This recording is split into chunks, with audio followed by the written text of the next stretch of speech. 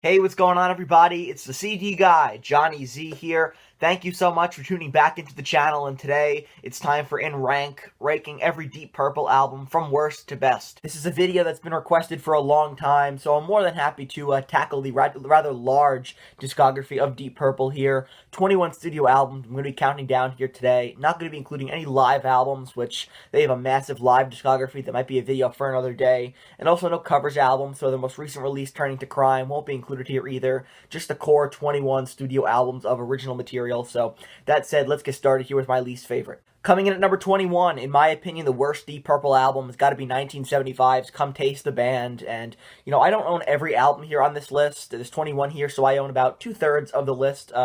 But, this album in particular, I'm definitely not in a rush to pick it up. It's hands down my least favorite Deep Purple album. In the absence of Ritchie Blackmore, this is the only Deep Purple record to feature Tommy Bolin on guitar. And he's a talented guy, but I just don't think it translated well to Deep Purple.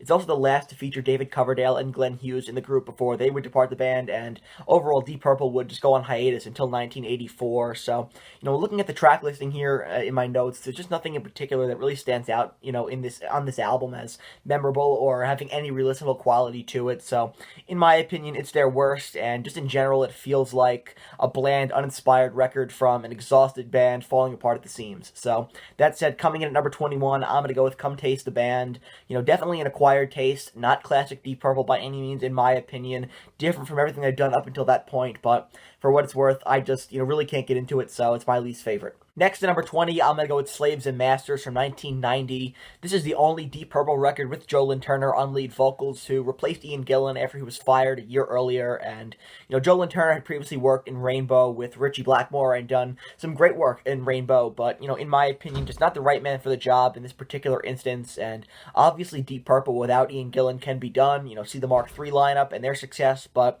in this instance here, Slaves and Masters is just not a great album outside of King of Dreams, which is a classic in my opinion, but the rest of the record is pretty unmemorable, and Gillan would soon return to the band in time for the next release in 1993. So this album, not Joe Lynn Turner's fault. He did his job. He got the gig in Deep Purple. May have not been the right man for the job in this particular instance at this time, but I think overall the material here that he was given was pretty lackluster. So that said, coming in at number 20, I'm going to go with Slaves and Masters from 1990. Following that up here with my number 19, let's go with self-titled Deep Purple, also known as Deep Purple 3 from 1969. It's the third and final studio album of the Mark I lineup with Rod Evans and Nick Simper in the group. And, generally I enjoy most of the band's early psychedelic stuff in the Mark I lineup, but this album has to be the worst of the three, in my opinion, despite having a harder edge to it musically. Greater things would definitely be on the horizon for Deep Purple, as the next studio album would be the first of the Mark II lineup, with Ian Gillan and Roger Glover joining up in the band, and they released, in rock, and then all those classic albums that followed. But in my opinion, Mark I is severely underrated. However, I'm just not a big fan of their third and final studio effort, self-titled Deep Purple from 1969. Coming in at number 18 here, let's go with Rapture of the Deep from 2005. It's a decent but rather forgettable album from 21st Century Deep Purple here.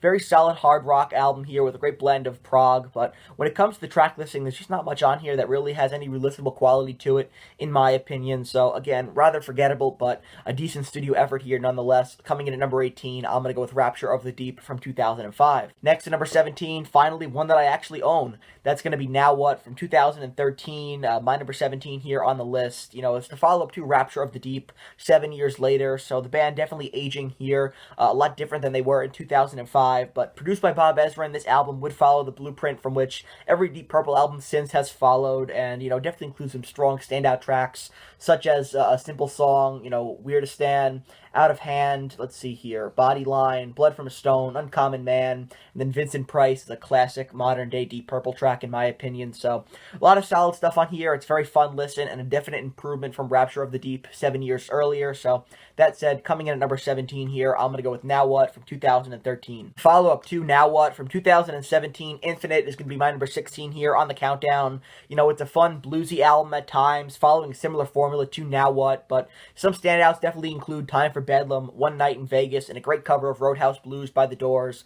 Very solid material here on this album by Deep Purple, released in 2017. Coming in at number 16 here on the list, I'm going to go with Infinite, the follow-up to Now What. Number 15, let's go with Abandoned from 1998, the final album to feature John Lord on keyboards, who would retire shortly after. So the final studio appearance here by founding member John Lord sees the band pursuing a harder edge, picking up right where they left off on Purpendicular here with some awesome standout tracks that include Almost Human, Seventh Heaven, What's Her Name, and a great re-recording of the classic Bloodsucker. The tour was very successful for the band as well, and it also boasted one of their best live albums in my opinion, that being Total Abandon in Australia in 1999. Great stuff here, and Abandon in general, a very strong album, but even better live in my opinion. So that said, coming in at number 15, let's go with 1998's Abandon. Let's go all the way back to the start here in 1968 for my number 14, Shades of Deep Purple, their debut record here, and their debut effort sees the band still in its infancy, but definitely showing, signs of, great talent they would continue to, improve upon later on in their catalog. But, for a debut album here, it is what it is. It's not great Deep Purple in my opinion, but still a very strong debut effort with 4 original songs and 4 covers from the Mark I lineup here, and I think that Rod Evans and Nick Simper are 2 of the more underrated characters in the annals of Deep Purple's history who do great work on this record in my opinion. Some great standout tracks here include End the Address, Killer Instrumental, you have Hush, which of course is a classic, One More Rainy Day, I'm So Glad, Mandrake Root, Help, Love Help Me, and then of course a cover of Hey Joe to close things out. Very, very strong debut album here. Obviously not the great Deep Purple yet, but again, planting seeds that they would continue to improve upon throughout their catalog. So, really strong debut here, coming in at number 14 from 1968. I'm going to go with Shades of Deep Purple. 2003's Bananas is one of my guilty pleasure Deep Purple albums. I know that it's not one of their best records, but I still really enjoy it, and I don't really understand why it gets a lot of hate from a lot of fans. I think it's really underrated, and it's my number 13 here on the countdown. It's the first to feature Don Airey on keyboards after John Lord's retirement, and it's a great blend of hard rock, blues, and prog, with some of my favorite tracks being House of Pain, Silver Tongue, the title track Bananas, and Picture of Innocence. So some really great underrated, underappreciated tracks here on this record, and a lot of people consider this to be one of their worst albums, but at number 13, I really enjoy Bananas and think that it's wickedly underrated in my opinion. I definitely want to pick it up in the future, but it's so hard to find, but hands down one of my favorite guilty pleasure Deep Purple albums, coming in at number 13 here on the list today. Ian Gillan is back in the band by 1993, reclaiming his job from Joe Lynn Turner in time for my number 12 on the list, The Battle Rages On. It's just fun Deep Purple here, very much in the same vein as The House of Blue Light, and it's also the final with Ritchie Blackmore on guitar for his permanent departure up to this point. And, again, is it like, the great Mark II lineup of Deep Purple? No, it's not, but it's still very fun to listen to, and, I think that it's a great follow-up here to House of Blue Light in a sense that it's the next release from the Mark II lineup, seeing that Ian Gillan has returned. So, good stuff here, not great, but still very strong in my opinion. A lot of fun tracks like The Battle Rages On, Anya, Talk About Love, Time to Kill, Ramshackle Man, A Twist in the Tail, and then Solitaire as well. So definitely some strong tracks on here. I dig it. My number 12 on the list. Got to go with The Battle Rages On. At number 11, I'm going to go with Whoosh from 2020. Their most recent studio album of original material here is an excellent modern-day Purple album, in my opinion, and pretty much everything you can expect from, the band at this stage in their careers. Got great production here by Bob Ezrin, and some awesome standout tracks that include Throw My Bones, Drop the Weapon, We're All the Same in the Dark is great, No Need to Shout, The Power of the Moon is great, Remission Possible, great instrumental, Man Alive, and then of course you have a re-recording of End the Address, another great instrumental track. So really, really strong stuff here on this album in my opinion. I think this is the best we're going to get from, the modern day Deep Purple sound. So great stuff here. Coming in at number 11, I'm going to go with Whoosh from 2020. Again, their most recent studio album of original material only. We move on now into the top 10 with my favorite release of the Mark I lineup, and that's got to be the Book of Tailisyn from 1969. It's a great psychedelic piece here by the band. Still young, still with Rod Evans and Nick Simper, who in my opinion do great work on this record as well. You can see the band here on the back. Everybody's firing on all cylinders with this great record in my opinion, with some standouts being Listen, Learn, Read On, Ring That Neck, obviously a classic, Kentucky Woman, Shield, one of my favorite Deep Purple deep cuts, right? Awesome stuff there. Anthem, and then River Deep, Mountain High. Just a great, underrated, underappreciated album here from the Mark I lineup, in my opinion. An excellent psychedelic rock album, and it's going to kick us off here in the top 10. So, that said, coming in at number 10, I got to go with the Book of Tailisyn from 1969. My pick for number 9, The House of Blue Light from 1987, is the follow-up to the great reunion album Perfect Strangers, and it definitely sees a dip in quality here from the reunited Mark II lineup due to a lot of infighting within the band, once again rearing its ugly head, but the end product, in my opinion, is still a pretty strong album, and it's loads of fun to listen to from start to finish, with some awesome standouts that include Bad Attitude, The Unwritten Law, Call of the Wild, Mad Dog, Hard Lovin' Woman, The Spanish Archer, Got Strange Ways, Mitzi Dupree, and Dead or Alive to close things out. A very accessible album here by Deep Purple. It's Deep Purple adapting their sound to the 80s, excuse me. But still some great stuff here, in my opinion, and another one of those pretty overlooked albums in their catalog. So that said, coming in at number 9, I'm going to go with House of Blue Light from 1987. Marking the debut of Steve Morse here, replacing Ritchie Blackmore on guitar. Purpendicular, my number 8 here on the list from 1996, sees the band moving on and releasing their best album since Perfect Strangers a little bit over a decade later. But in my opinion here, this album is fantastic with some awesome standouts that include Ted the Mechanic, Loosen My Strings, Soon Forgotten, Sometimes I Feel Like Screaming is great. Right, you have Hey Cisco, Somebody Stole My Guitar, and then the Purpendicular Waltz to close things out. Awesome stuff here on this album. My number 8 on the list, the debut of Steve Morse, replacing Ritchie Blackmore here. Gotta go with Purpendicular from 1996. For number 7, let's go with Who Do We Think We Are from 1973. And, while not as strong as some of the other albums from the Mark II lineup of the band before it, due to infighting within the group, which would be a common theme throughout the history of the band, in particular Mark II. But it's still a great listen here from the classic era of Deep Purple, in my opinion. Maybe another one of those guilty pleasure albums where, I recognize that it's not as strong as some of the previous material, but I still enjoy it, with some great standouts here that include Woman from Tokyo, obviously the big hit, the classic here off this record. Also, you have Mary Long, Super Trooper, Smooth Dancer, meant to be a diss track here on Ritchie Blackmore, and the fact that he couldn't figure it out at the time is pretty funny. Also, you have Rat Bat Blue, Place in Line, and Our Lady. So from top to bottom here, it's a very strong record. Again, maybe not as good as some of the other Mark II lineup stuff, but I still really enjoy it. So that said, coming in at number 7 here, let's go with Who Do We Think We Are from 1973. Coming in at number 6 now, let's go with Stormbringer from 1974.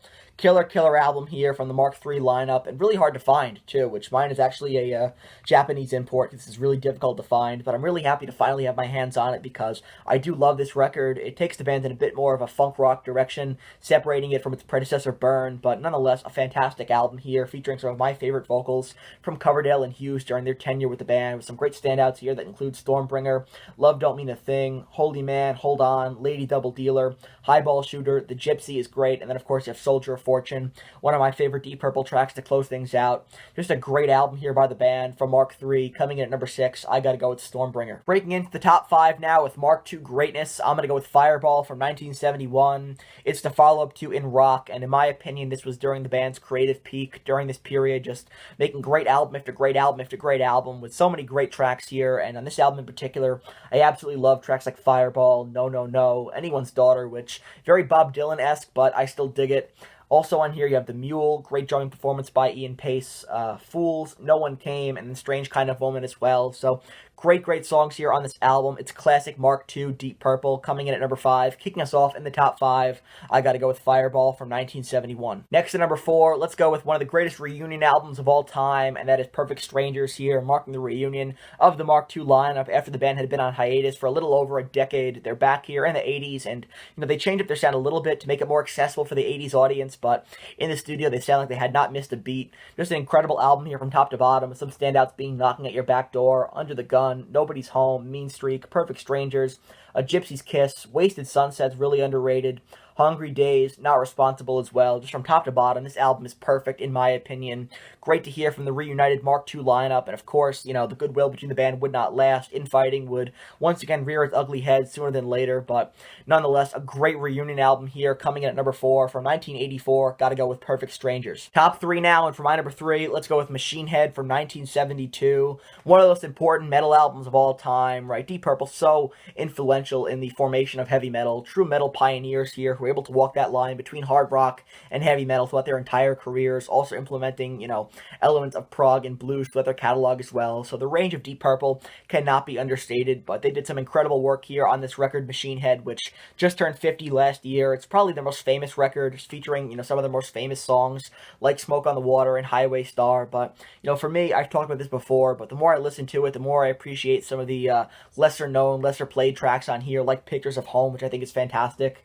Some other standouts here, of course, include Lazy and Space Truckin'. Just a killer album from top to bottom. It's Deep Purple doing some of their best work. Like I said, I think that this period of the Mark II lineup was, their creative peak. So considering that, it's a great record from top to bottom here. A classic and one of the all-time best and most important influential albums ever. Coming in at number 3 here, let's go with Machine Head from 1972. As great as Machine Head is, there are two better, and in my opinion, coming in at number 2, the best album of the Mark III lineup has got to be Burn, the first album to feature cover Coverdale and Hughes in the group, replacing Roger Glover and Ian Gillan. And, the Mark III lineup marked the band reinventing themselves once again here and doing it in effortless fashion. I absolutely love this period of the band, and Burn is a perfect record as well from top to bottom. Some standouts here include Burn, Might Just Take Your Life, Lay Down, Stay Down, Sail Away, You Fool No One, Mistreated, and A200. Just so many great songs on this record, really showing the musical prowess of the band, being able to reinvent themselves once again, and Coverdale and Hughes, two extremely talented musicians here, getting a chance to showcase their talents on a larger stage with Deep Purple here. The debut of the Mark III lineup, Burn, gonna be my number 2 on the list. Just an absolute classic album. But there can only be one, and in my opinion, the greatest Deep Purple album of all time has got to be none other than Deep Purple in Rock. This is one of my favorite albums, period. It was my introduction to Deep Purple. Obviously, I'd heard the radio hits and stuff, but when I made an effort to really get into their catalog and dive into it, the first album I listened to was Deep Purple in Rock, and I must have listened to that record about 25 to 30 times between, my first listen and, when I decided to move on to another record. But this album definitely did stick with me as one of their best, in my opinion. Just so many great re-listenable songs on here that I still go back to today, like Speed King, Bloodsucker, Child in Time is fantastic. One of the best prog rock songs, period, in my opinion. Right, you have Into the Fire, Flight of the Rat is great, Living Wreck, Hard Lovin' Man, Black Knight. I mean, just a perfect record here. The first of the Mark II lineup, marking the introduction of Ian Gillan and Roger Glover into the band. This album cover is iconic, and the music inside is even more iconic, in my opinion. Just great work here. Legendary career-cementing work by Deep Purple upon the release of In Rock. My number 1 here on the list. So that wraps up In Ranked, counting down every Deep Purple studio album from worst to best, which should be visible right over here. And if you enjoyed this video, please give it a thumbs up, subscribe to the channel down below, turn on the bell for notifications so you never miss a new upload, and let me know down in the comments as well, what is your favorite Deep Purple album of all time? I'd be very interested in hearing your thoughts, so let me know all that good stuff down in the comments. And until next time, it's the CD guy, Johnny Z, signing off. Take care, everybody.